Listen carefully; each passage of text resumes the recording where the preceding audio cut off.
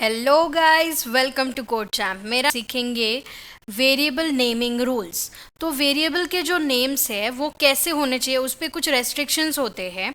ये specifically rules हम सी programming के देखने वाले हैं, जिसमें आपको ये पता चलेगा कि वेरिएबल्स अगर आप गलत यूज़ करते हो तो कैसे कंपाइलर एरर देता है, और सही वेरिएबल से आप कैसे अपनी प्रोग्रामिंग प्रैक्टिस जो कोडिंग है आपका वो रीडेबल बना सकते हैं। तो चलो फिर स्टार्ट करते हैं। तो लगभग हमारे पास 7 से 8 रूल है, तो वीडियो के एंड तक बने रहिए। सारे वेरिएबल के जो नेमिंग के रूल्स हैं हम इसमें कवर करेंगे। सबसे पहला रूल है कि आप वेरिएबल नेम्स बनाते टाइम क्या क्या यूज़ कर सकते हो। तो उसमें आप यूज़ कर सकते हो A to Z, capital A to Z आप यूज़ कर सकते हो। इसके बाद आप यूज़ कर सकते हो स्मॉल A to Z। उसके बाद 0 to 9 डिजिट्स भी यूज़ कर सकते हो, और अंडरस्कोर भी यूज़ किया जाता है। ठीक है, ये हो गया कि आप कौन से लेटर्स या डिजिट्स यूज़ कर सकते हो। इसमें अब जो भी स्पेशल कैरेक्टर्स है तो वो आप नहीं यूज़ कर सकते। तो स्पेशल कैरेक्टर्स जैसे ये हो गया, ये स्पेशल कैरेक्टर्स यूज़ करना अलाउड नहीं है, बट अंडरस्कोर अलाउड है।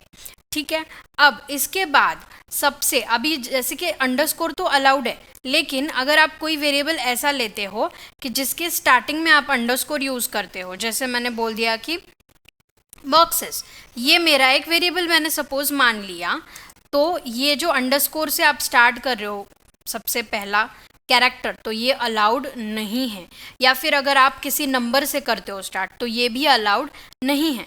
तो हमें क्या करना है, सबसे पहला कैरेक्टर वेरिएबल का हमेशा होना चाहिए लेटर, मतलब कैपिटल A to Z और स्मॉल A to Z में से आप कोई भी यूज़ कर सकते हो।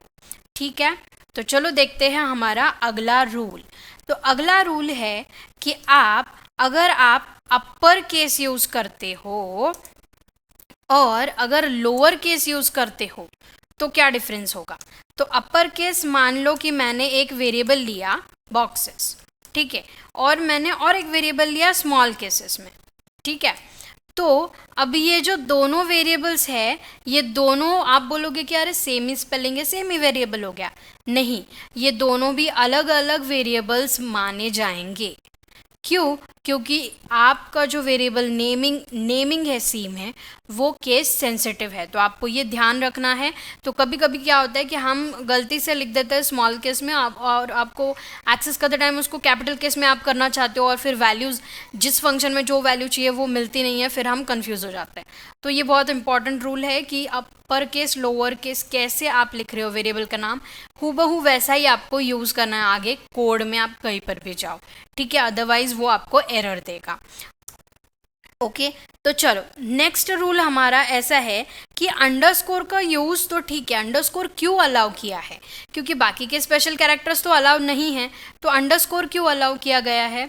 तो अंडरस्कोर इसलिए अलाउ किया है, जैसे मान लो अब मैंने एक वेरिएबल नेम लिखा यहाँ पर, ठीक है, अब ये जो नंबर ऑफ बॉक्सेस दिख रहा है आपको, ठीक है, ये अगर आप पढ़ने जाते हो तो एज अ होल एक ही वर्ड समझ में आता है। ठीक है, तो इससे क्या हो जाता है कि इंसान कंफ्यूज होता है, और जहाँ पे कन्फ्यूजन आया तो वहाँ पे हमारा टाइम कंज्यूम हो जाता है। तो यही अगर डिफरेंस नोट करो, अगर मैंने ऐसे लिखा तो इसका मतलब क्लियरली आप पढ़ पा रहे हो कि ये वेरिएबल का नाम क्या है, नंबर ऑफ बॉक्सेस। तो इससे क्या होता है, रीडेबिलिटी इंक्रीज होती है कोड की, इसलिए अंडरस्कोर को अलाउ किया गया है, ताकि जो लॉन्ग वेरिएबल नेम्स है उनको आप अच्छे से लिख सको और उसको यूज़ कर सको कोड में कहीं पर भी। यही अभी ये तो सिर्फ 3 वर्ड्स का था। कुछ वेरिएबल के नाम तो बहुत बड़े होते हैं, जैसे अगर आप एक्चुअल रियल वर्ल्ड में कोड देखते हो तो इसमें काफ़ी बड़े बड़े वेरिएबल के नाम यूज़ करने पड़ते हैं। तब आप अगर अंडरस्कोर यूज़ करते हो तो वहाँ पे बहुत ही ये यूज़ में आता है, इसलिए आपको अंडरस्कोर का यूज़ कब करना है या आपको अच्छे से आना चाहिए। ठीक है, तो चलिए देखते हैं हमारा नेक्स्ट रूल। अब आपने देखा होगा मैंने यहाँ पे नंबर ऑफ बॉक्सेस लिखा, मोस्टली मैंने स्मॉल केस में लिखा। क्यों?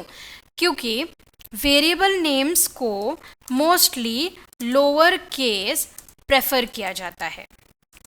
ठीक है, तो ऐसा क्यों, लोअर केस क्यों प्रेफर किया जाता है? क्योंकि जो अपर केस होता है वो कॉन्स्टेंट्स के लिए रिजर्व किया है। क्योंकि क्या होगा कि जैसे हम कॉन्स्टेंट्स को फुल अपर केस में लिखते हैं, जैसे मैंने यहाँ पे कोई एक कॉन्स्टेंट ले लिया, हैश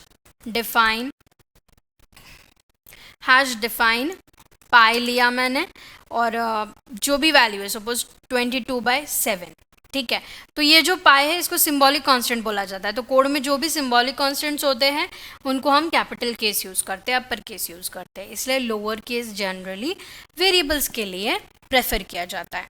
अब बताएं हमारा अगला रूल, क्या हम कीवर्ड्स यूज़ कर सकते हैं? तो हम कीवर्ड्स यूज़ नहीं कर सकते। कौन से? जो ऑलरेडी डिफाइंड है सी प्रोग्रामिंग में, आप उनको यूज़ नहीं कर सकते। क्यों? क्योंकि सिंपल सी बात है, अगर हमने इंट लिखा तो कंपाइलर को कुछ समझ में ही नहीं आएगा कि हमने ये वेरिएबल लिया है या डेटा टाइप है। ओके, अगर हम यहाँ पे इफ़ करेंगे और यहाँ पर इफ़ करेंगे तो ऑब्वियसली वो कंफ्यूज हो जाएगा। मैं इफ़ को लूप के लिए कंसिडर करूँ, कंडीशनल स्टेटमेंट के लिए कंसिडर करूँ, या वेरिएबल नाम के लिए कंसिडर करूँ। तो इसलिए ये कीवर्ड्स आप नहीं यूज़ कर सकते जब भी आप कोई वेरिएबल बना रहे हो। अब आता है हमारा लास्ट रूल, बट वो भी काफ़ी इम्पॉर्टेंट है। जनरली जो भी लूप होते हैं तो उसके जो इंडाइसेस है वो हम शॉर्ट नेम्स रखते हैं वेरिएबल के। सिंपल सी बात है, आप सबने यूज़ किया होगा, int i is equal to 0। जब भी हम पैटर्न का प्रोग्राम करते हैं तो हम ऐसे वेरिएबल्स को यूज़ करते हैं एकदम शॉर्ट, क्योंकि जैसे ये लोकल वेरिएबल हो जाएगा इस लूप के लिए, और बाहर कहीं पर यूज़ भी नहीं होने वाला, सिर्फ इंडेक्स का काम कर रहा है, ज़्यादा इसका कुछ यूज़ नहीं है, तो हम इसको जनरली शॉर्ट रखते हैं। ऐसे ही अगर कोई लोकल वेरिएबल्स भी है किसी फंक्शन के तो उनको जनरली शॉर्ट नेम्स रखे जाते हैं। और अगर कोई एक्सटर्नल वेरिएबल से किसी और फाइल में यूज़ करने वाले हैं उसको, तो जनरली उसे बड़े मतलब लॉन्ग नेम्स होते हैं वेरिएबल के, ठीक है। तो अभी जो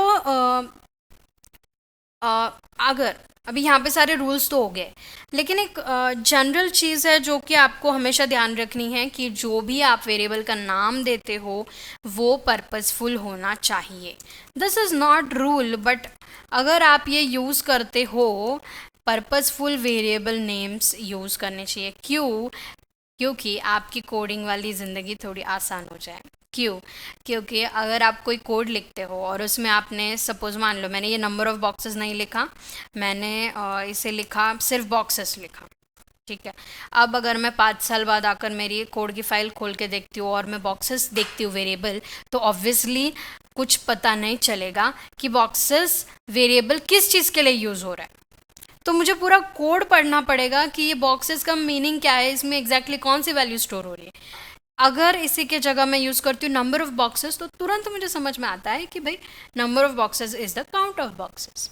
समझ रहे हो? तो ये बहुत इंपॉर्टेंट चीज़ है, क्योंकि जिस तरह से आप वेरिएबल का नाम रखोगे उसी तरह से आपका कोड रीडेबल होगा और दूसरे लोगों को भी समझ में आएगा। आप बोलोगे मेरा कोड दूसरों को समझने की क्या ज़रूरत है? जब आप किसी कंपनी में काम करते हो तो आप पूरा कोड आप नहीं लिख सकते, तो टीम होती है, पूरी टीम को आपका कोड समझ में आना चाहिए। तो इसलिए पर्पसफुल वेरिएबल नेम्स लिखना काफ़ी ज़रूरी हो जाता है। तो इस तरह से हमने सारे रूल्स देख लिए हैं वेरिएबल्स के। आपको अगर वीडियो पसंद आई हो तो ज़रूर लाइक कीजिए, मेरे चैनल को सब्सक्राइब कीजिए। So thank you guys for watching this video. Enjoy coding, keep coding.